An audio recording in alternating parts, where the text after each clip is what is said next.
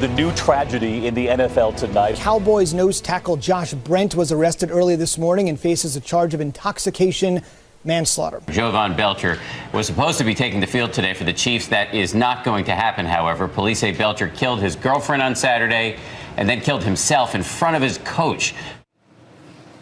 What a rough weekend for the NFL. Cover of Time magazine this week. Roger Goodell, the NFL commissioner, is there. The question, can Roger Goodell save football?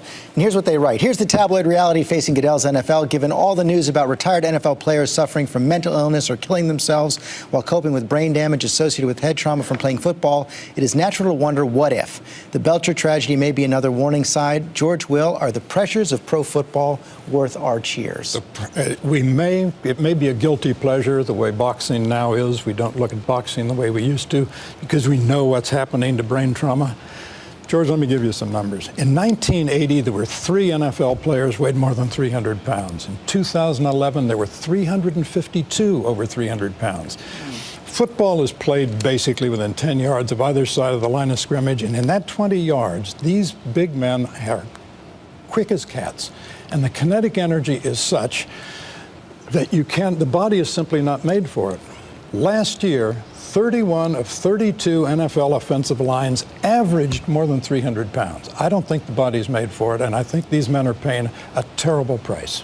Well, and they start marrying out a co-chairman of the Super Bowl in 2013 in New Orleans. And it's to demonstrate the fact that I'm never going to run for public office in Louisiana. The commissioner's a friend of mine, and I like the commissioner. Okay, so that's the elimination. Get that on the table. Okay. Having said that, I think he knows that he's dealing with a major problem. He's very upfront about it. They're now talking about eliminating kickoffs. I wouldn't be surprised. You think that's going to happen? Well, they think. Some people say the three-point stance could be go. That lineman, that people may just start from a stand. I don't know if that's going to happen. But you know what he's not doing, and I give him a lot of credit for this. He's not denying it. He's up front.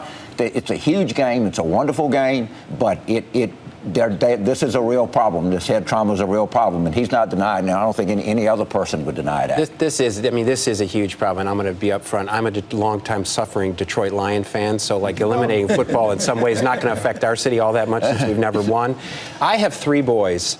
And 2 of them played, and I live in Austin, Texas, home of Friday Night Lights. Football is like a religion there. My 2 oldest played football. I actually encouraged my youngest one to play lacrosse instead of football because of the risk of injury and what happens in football. I think the commissioner is basically all he's done is window dressing. On the flight down here, I sat right next to Earl Campbell, the Tyler Rose, who was dominant force. He had to come on the plane on a wheelchair. He had to come on the plane, and he could barely get up to even walk to the bathroom. His knees were shot, his hands were shot, and I don't think the NFL has done their players right and done the country right by dealing with. They have not dealt with the brain injuries that have happened in this country. They keep doing things that can eliminate the kickoff when they know there's a fundamental problem here that they have not dealt with. 10 seconds. Change isn't going to come from the top down, from Goodell down. It's going to come from parents withdrawing their children from that sport.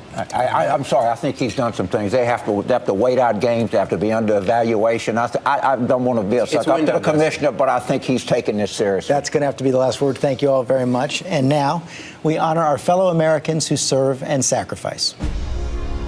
This week, the Pentagon released the names of 3 soldiers and Marines killed in Afghanistan. And finally, your voice this week. Henry Kinch Jr. has today's question. How long is a second-term president relevant prior to lame duck setting in? Well, to quote Bill Clinton, the president is always relevant. As commander-in-chief and chief executive, far and away the most powerful person in the country, even when leverage over Congress fades, which does happen. The window for real legislative success generally closes before the midterm elections. But presidents have achieved a lot during years 5 and 6. That's when Dwight Eisenhower signed the Civil Rights Act of 1957. Ronald Reagan forged a bipartisan compromise on tax reform in his 6th year. And Bill Clinton did the same with the Balanced Budget Act that put the U.S. on the road to surplus in 1997. All models for President Obama as he begins year 5. Send in your questions on Twitter at @GStephanopoulos. And James and Mary are going to stick around and answer your tweets for this week's Web Extra. That is all for us today. Thanks for sharing part of your Sunday with us. Check out World News with David Muir tonight, and I'll see you tomorrow on GMA.